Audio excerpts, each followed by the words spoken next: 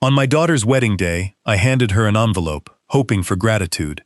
Instead, she raised her glass in front of 200 guests and told the room she'd always dreamed of having a different father. Then she hugged the man who bought her that dream, while I stood 20 feet away, invisible. I left the hall without a word, but when she finally opened my envelope back home, that wedding became the night that changed everything she thought she knew about her own life.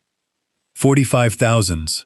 Leticia's voice cut through the pristine air of her Bloomfield Hills townhouse like a blade through silk. I stood in her designer living room, my worn cap clutched in calloused hands, feeling like a stain on her white furniture. Floor-to-ceiling windows showed off a manicured lawn that probably cost more to maintain than my monthly pension. "Tia, sweetheart," I started, but she was already spreading wedding magazines across the glass table, each one thick as a phone book. "Look at this venue, Dad. The Townsend Hotel Ballroom. This is where successful people have their weddings, where my friends get married." I did the math in my head. $12,000 sat in my savings account, every penny I'd scraped together over 40 years at the Ford plant. Social Security barely covered the mortgage and groceries. "I have 12,000, I told her quietly. "That's everything I can manage. Maybe with a small loan."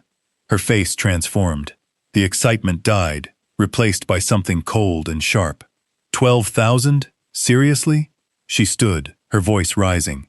"Other fathers take out loans, sell cars, remortgage houses.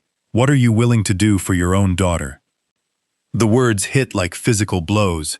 I'd raised this girl alone after her mother Elena died of cancer, worked double shifts so she could have new clothes for school, sacrificed everything so she could go to college and become the marketing professional she was today. "Tia, I could try for a loan, but 45,000. I gestured helplessly around her expensive living room. "You're doing well for yourself. Maybe we could find something more reasonable." "More what? Cheap?" She threw a magazine onto the table so hard it scattered the others. "You know what Marcus's father is paying for his sister's wedding? 60,000. And that's considered modest in their family." She looked me up and down, taking in my worn jacket, my nervous fidgeting. "You're just a failure." The word hung in the air, like smoke from a house fire. I wanted to explain about the plant closing early, about the medical bills from Elena's cancer, about doing my best with what life gave me. But my voice wouldn't come. She walked to the door, heels clicking on hardwood that probably cost more than my truck. "Just leave, Dad. I can't look at you right now." I sat in my driveway that evening without going inside, staring at my beat-up Ford surrounded by nothing but silence. When I finally walked in, I turned on the lamp by Elena's old reading chair, the one I'd never moved from its spot by the window. The photos on the mantelpiece showed happier times: Leticia's high school graduation, her college ceremony. In every picture, I looked proud. Had I been fooling myself all these years? "Elena, what would you do?" I asked the empty room. Maybe I really am a failure if I can't give her what she wants. I walked to the kitchen table where bills lived in careful piles. My pension statement confirmed what I already knew: $1,800 a month, barely enough for necessities. But Elena's voice echoed in my memory. "Love sometimes means taking chances that scare you." I picked up the phone and called the bank's loan line. Chase Bank on Woodward Avenue looked more intimidating than it had any right to, glass and steel reaching toward cloudy Detroit skies. I straightened my best button down and checked my folder. Pension statements, Social Security papers, 40 years of employment history. A loan officer named Sandra Williams pulled up my financial profile. "I see you're retired from Ford, 40 years of service. That's impressive," she said, her expression carefully neutral. "However, given your age and income level, there are some limitations. The maximum we can approve is 35,000. The interest rate would be 18%. 18%. My head spun trying to calculate what that meant. "Total repayment will be 52,000 over 5 years, Sandra explained gently. "Your monthly payment would be approximately $870, more than half my pension." "She's worth every penny," I said. "Where do I sign?" The paperwork took an hour. When it was done, I had a cashier's check for $35,000, plus my $12,000 in savings, $47,000 total, more than Leticia had even asked for. Walking to my truck, I felt something I hadn't experienced in years, the pride of solving an impossible problem through sheer determination. I drove to Bloomfield Hills with the check, burning like hope in my jacket pocket. Letitia opened the door in yoga pants and an oversized sweater, mild surprise on her face. "Dad, what are you doing here?" "Tia, sweetheart." I pulled the envelope out with ceremonial care. "I took out a loan. Here's your $47,000 for the dream wedding." She stared at the envelope like it was homework she'd forgotten about. "Oh, Dad, that's not needed anymore. Dennis is paying for the whole wedding. He said I deserve the best." The words hit like cold water.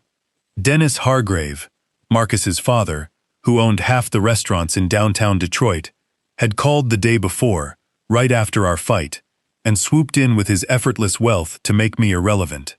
"Just return it then," she said, waving her hand, already flipping through vendor cards. "Dennis is doing this out of love. Finally someone understands I'm worth better than bargain shopping." Worth better. I pulled the envelope back to my chest, feeling foolish for ever thinking $47,000 was impressive to people who lived in her world. "Thanks for thinking of me, though," she called as I reached for the door. "It's sweet that you tried." Sweet. Like a child's clumsy attempt at helping adults with real work. I had to pull over 3 miles from her neighborhood, hands shaking too badly to drive. That evening, I walked back into Chase Bank 30 minutes before closing. "I need to cancel the loan," I told Sandra. "Whatever the penalty costs." "Are you sure? We just processed this today. The penalty is $500. "I'll pay it. I don't need this loan. $500 for the privilege of being humiliated. Money well spent." At home, the silence felt different. Not heavy like before, but clean somehow. I sat in Elena's reading chair with her favorite chamomile tea, looking at the photographs with new eyes. There was Leticia's graduation, hugging me tight, whispering, "Thank you for everything, Dad. I couldn't have done this without you." When had gratitude turned into entitlement? When had my love become something she managed rather than treasured? The following weeks confirmed what I already suspected. Wedding planning meetings I wasn't invited to. Vendor consultations scheduled when I was probably busy. An engagement party where she told me, carefully, "Dennis's friends will be there. They might not relate to you." At the dress fitting in a Birmingham bridal salon that looked like a jewelry store, she introduced me to her friends with an apology, folded into the sentence, "This is my father. He's very simple, but he means well." One of them whispered, just loud enough for me to hear, that it was nice. She still included me, like I was charity work. That night I drove to Woodlawn Cemetery for the first time since Elena's birthday. I knelt beside her headstone, pulling weeds from around the daisies I'd planted 3 years before. "I can't live like this anymore," I told her. She needs to know the truth, maybe someday as now. Because Leticia wasn't my blood. Elena and I could never have children of our own. When she was 3 years old, her birth parents died in a car accident, and a social worker called about a little girl who needed a home. We never told her the specifics, only that she was ours, chosen, loved without condition. I'd always meant to tell her when the moment felt right. I never imagined the moment would be forced on me by a printing error that wasn't really an error at all. The letter took 6 drafts before the words felt true. When I sealed it, my hands were steady. 2 days later, I noticed the ceremony time on my invitation was 2 hours different from what Leticia had told me, and I understood exactly what my daughter thought of my importance to her own wedding day. St. Paul Church looked magnificent under the May sun, its Gothic towers reaching toward a cloudless sky. I arrived at 12:55 for a 1 o'clock ceremony, only to find guests already hurrying past me, apologizing for being late. An older gentleman beside me held his own invitation, 12 o'clock p.m., identical elegant script. "Are you family?" he asked. "I'm the bride's father," I said. His eyebrows rose with sympathy. "Oh, I thought that distinguished gentleman with the gray hair was her father, the one who walked her down the aisle." "Dennis." I compared our invitations side by side. His said noon, mine said 1 o'clock, both printed professionally. Mine had been deliberately altered to exclude me from the most important moment of my daughter's life. Through the stained glass, I watched Dennis Hargrave sitting in the front pew, reserved for the father of the bride, the pew that should have been mine. I didn't make a scene. I sat on a park bench across the street, the wedding envelope in my hands, the one that had once held $47,000 in desperate sacrifice, now holding 4 handwritten pages instead. My dear Tia, it began. There are things you must know before you begin your new life, things about who you really are, and what you've lost today by choosing strangers over the man who raised you as his own. I folded the pages back into the envelope and walked toward the reception like any other guest. Dad, you came, Leticia said, relief flickering across her face. Sorry about the time confusion. Probably just a printing error. Of course, I said smoothly. Congratulations to you and Marcus. I presented the envelope with both hands. Tia, I want you to have this gift. It's very important. Something in my tone made her actually look at me. Really look. For the first time in months. Thank you, Dad. That's so sweet. Dennis approached, arms open, playing gracious host. Finally, we meet properly, he said, pulling her close with casual ownership. She deserves the very best. The very best. Which apparently didn't include the man who'd raised her. Put this with the other gifts, honey, Leticia said, handing my envelope to Marcus without a glance.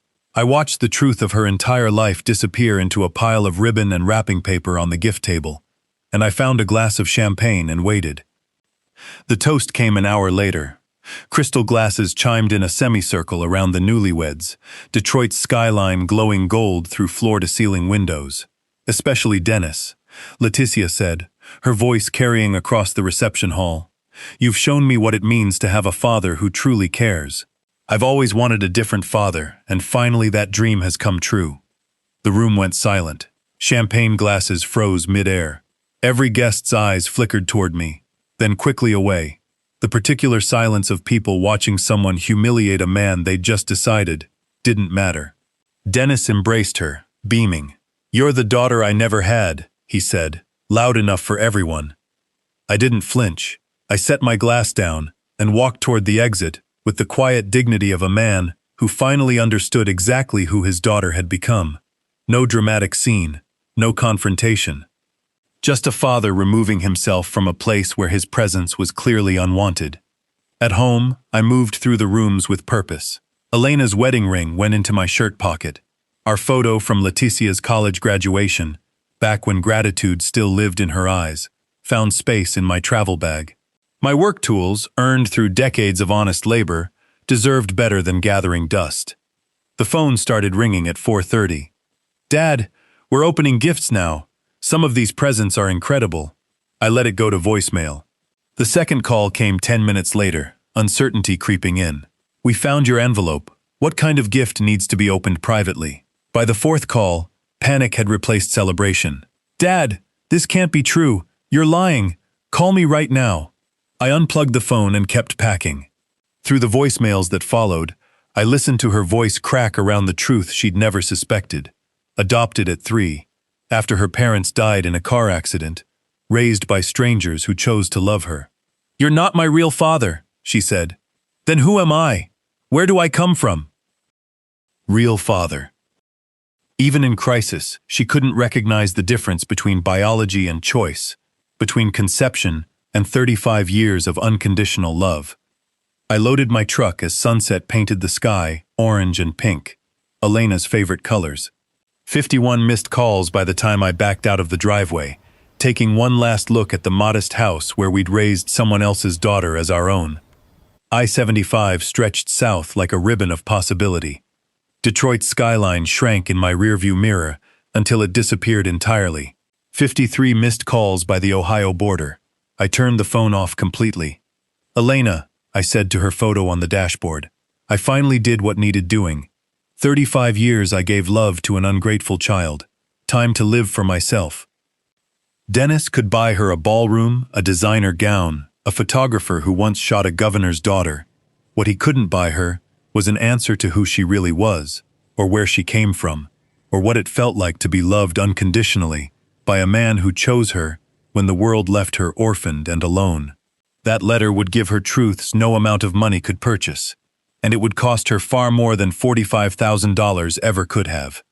I was 68 years old, maybe 20 good years left. They belonged to me now. The highway signs counted down miles to new possibilities. Toledo, Dayton, places where I could just be Dewey Gomez, not the disappointing father of an ungrateful daughter. The radio played Sinatra, low and steady, while evening light painted Michigan farmland gold. Behind me lay 3 decades of sacrifice. Ahead lay a stretch of highway, and for the first time in months, peace. Finally, I was free. If you liked this story, don't forget to like the video, subscribe to the channel, and share your thoughts in the comments below.